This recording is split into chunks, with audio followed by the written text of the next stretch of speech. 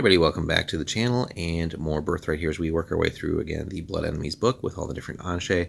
And today we're taking a look at a interesting one, so more so for those campaigns dealing with, naval campaigns, perhaps, countries or domains with larger bodies of water, and how we can get something out of that. And ideally here with like the Brechts and everything as well, as far as that area of Servilia.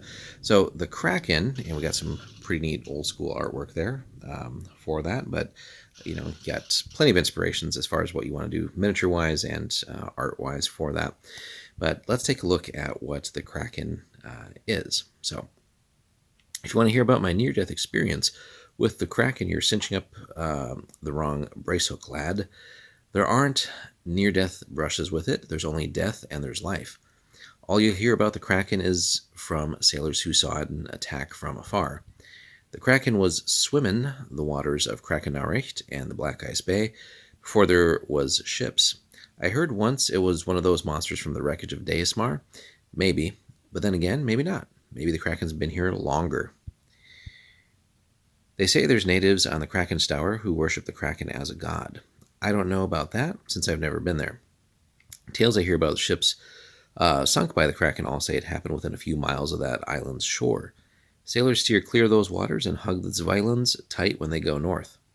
My experience with the Kraken, well, we were making the switch around the Zwijlens and going south, not north, when the lookout started screaming, not land ho or ship ahoy.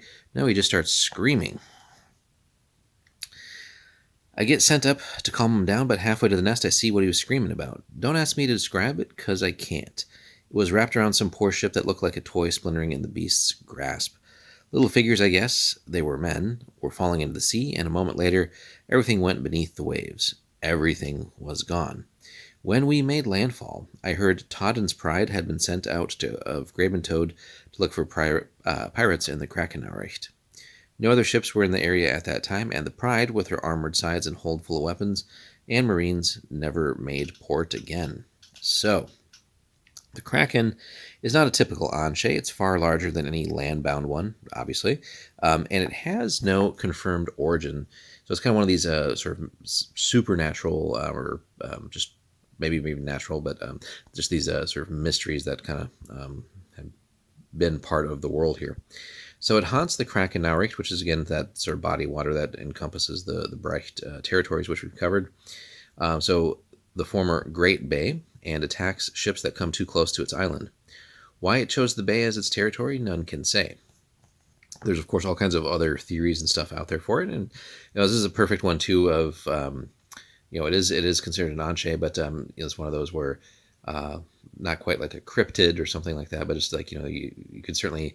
When you're the DM and you got players maybe stopping into like a port or something, or just getting like local gossip and stuff like that, right? So this could be one where, with these types of more monster awnshegh, like build up and play up like old folk tales, conspiracy theories, stuff like that, and just until the players actually experience it and maybe are brave enough to go out to that island, or somehow otherwise actually encounter it, right? You just feed them all kinds of crazy stories, misinformation, rumors, etc., and just really play up with that. And maybe some tales of like, oh, maybe there's treasure on that island to get them out there. So the oldest theory involves Azrai in the years before the Battle of Deismar. They say he came to Cerelia by water with corrupted monstrous sea creatures, and one of those was the Kraken. With the passing of Azrai, the Kraken moved its territory north into the bay, where it remains today. Recently, certain Brecht priests have begun to preach another, less dogmatic idea that the Kraken is from another plane entirely, perhaps the elemental plane of water. They think the Kraken is some sort of monster brought to this world by the Cataclysm at Deismar. They also say it's bound here by a blood tie to Azrai until its purpose on the plane is fulfilled, whatever that might be, right? So in a certain sense, too, you could almost, if it was like an extraplanar creature, you could almost treat it as almost like a Call of Cthulhu type of campaign or something like that too, to investigate it. Not that it's like necessarily like an elder god or something like that, but anyway, it's got some pretty interesting stats here too, right? So it's actually got considered to have a genius level intellect, intelligence 19, activity cycle, basically round the clock potentially. It's carnivore. It's got pretty fast movement, considered chaotic evil, actually, right? Size is giant, so 110 feet long. Armor class of 0. Again, the old armor class systems are really, I'd probably put it at like, armor 20. And actually -5 for the body, which again in the old school system you went from 10 to 0 and then into the negatives up to -10. So that'd be like AC 25 if you want to like port it over to 5th. Kind of crazy. Hit points massive, 220. Saves as a level 24 fighter. So this thing's no joke, right? Thaco doesn't exist anymore, but has 9 attacks and yeah, massive damage, right? D10 plus 10 times 2, 2d8 times 6, and then 10d4. It's got other special attacks too, Constriction and Ink Cloud. Defenses, we'll get to that. 30% magic resistance. It's absolutely fearless, right? Why would this thing fear anything? It's got huge bloodline too of Azrai, right? That's no joke, 47. And also, as if all this other stuff wasn't scary enough, and then just, having to obviously more or less fight it in its actual domain. It's not just going to like come to shore necessarily just so you can battle it. But it has Death Touch, Long Life, and Major Regeneration, which with that huge hit point pool is kind of bonkers. So it's not going to be an easy battle by any means. And if you're using XP as opposed to any other like leveling up setups, 29,000 XP, so pretty beefy. So it is by far the actual largest monster in Cerealia and acts like nothing more than an animal, though some say it have exceptional intelligence. 2 of the beast's tentacles are barbed, and it uses them to lash onto the side of ships, whales, or giant squid when it hunts. These tentacles do d10 plus 10 points of damage per hit and can be used with all the creature's other attacks. The smaller tentacles are used for constricting and crushing targets, so 6 can be used each round, though only 2 can attack single man-sized creatures. Character hit by them takes 2d8 points of damage and has to save versus paralyzation or be wrapped up, immobilized in the tentacle. Automatic damage each round, until it lets go or something severs it with 20 points of damage. The larger tentacles can take 30 points before severing. All tentacles are AC -5 because of their extreme toughness. So again, just bonkers. You're going to have a hell of a time hitting this thing. So this is, not for low-level, even mid-level parties to even want to attempt it as far as fighting it. The Kraken's bite is only used on a ship itself or on food. Its beak does 10d4 points of damage to anything it bites. And unlike other Kraken, this one does not retreat once it attacks a vessel. The creature heals quickly, so it can lose a few tentacles or even an eye to gain a goal.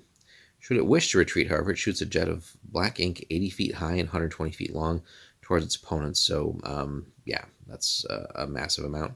The ink, on top of everything else, is poisonous, and that's its Death Touch ability. So, as described under blood abilities in this book, but it dissipates in 2 to 5 rounds, while the Kraken uses its jets to flee. Some say it devours the crews of the ships and hauls shattered vessels to a cavern beneath the Kraken's tower. And we've kind of covered that a little bit in the entry for that territory. No wreckage or survivors are ever found after a Kraken attack, but its treasure hoard must be monstrous if this theory is to be believed, and that would be, the thing that ideally entices you and your party to maybe go investigate. So the domain, again, we've covered that separately when we were covering the Brecht territories, but it's a large bay in a cool climate. While it never completely freezes over, icebergs and whitecaps are not unusual sights throughout the year. The Kraken's Tower itself is a small island with 2 tall peaks. Some years, only the mountains themselves are above the water. Contrary to popular belief, expeditions have reached the island and returned unharmed. There were reports in the past of men, or even some humanoids dwelling on the island and worshipping it as a deity. Evidence of sacrifices has been found, though no one was ever able to question the natives. About 170 years ago, a Brecht explorer named Morik von Luftar swore to find the secret of the Kraken. He landed there 4 times in 2 years, and on the 4th trip he was determined to question a native. When he searched the island, he couldn't find one humanoid. They had all disappeared. So there's some other sources and material that we'll have, which, again, we've covered part of that with the entry on the domain itself, but there is sort of like almost like mini adventure you could run with that, where you can get the layout of what's underneath the mountain and what humanoids are actually on the island, which are, if I'm not mistaken, like Kuotoa or something along those lines. But anyway, we'll cover that at some point down the road, guys. But yeah, this is a fun one, in the sense of like this isn't a political opponent like a lot of the awnshegh are, like the Gorgon, etc. It is more on the monster side and really monstrous. And again, being the single biggest one, this is like kind of like just like the ultimate like monster hunt. And certainly like something that could entice the players to maybe go investigate and deal with it is like maybe again being an actual survivor of an attack, or gaining like credible evidence of an attack, and just actually making it out to the island and investigating. And maybe it requires a couple of trips, kind of like it mentions here at the end with this Brecht Explorer, to find things. And maybe the DM just has like just enough breadcrumbs to where it's like, hey, let's keep you going. You investigate further and further, then boom, finally you at some point you maybe find the secrets to getting underneath the island and into its lair, and then having to actually deal with the damn thing. And what a monster it is. So it'd be fun too, if without getting into all like a whole campaign, but just running this as like a test with your party, like seeing like hey, let's roll up some, I don't know, 8th level characters, 10th level characters, who knows what, and just just running it like as a like a one shot encounter, just to see how long a party would last. And it gives you kind of idea too of like how strong a group would have to be to even just try and fight it in like a traditional sense, right?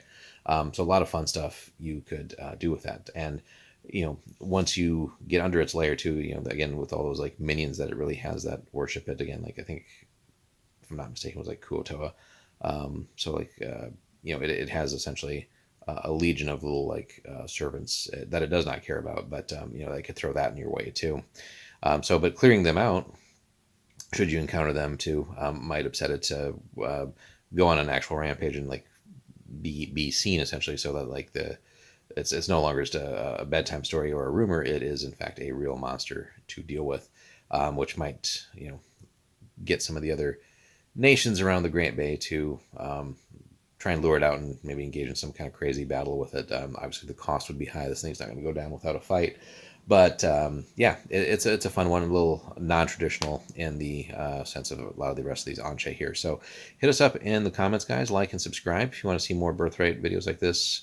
And other D&D content, exclusive content. Hit us up on our Patreon. All the support helps on that. We love that. And again, helps keep the channel going. And we'll have, again, some cool content for you guys there. Thanks so much for everybody who does that. And we'll look forward to seeing you in the next one.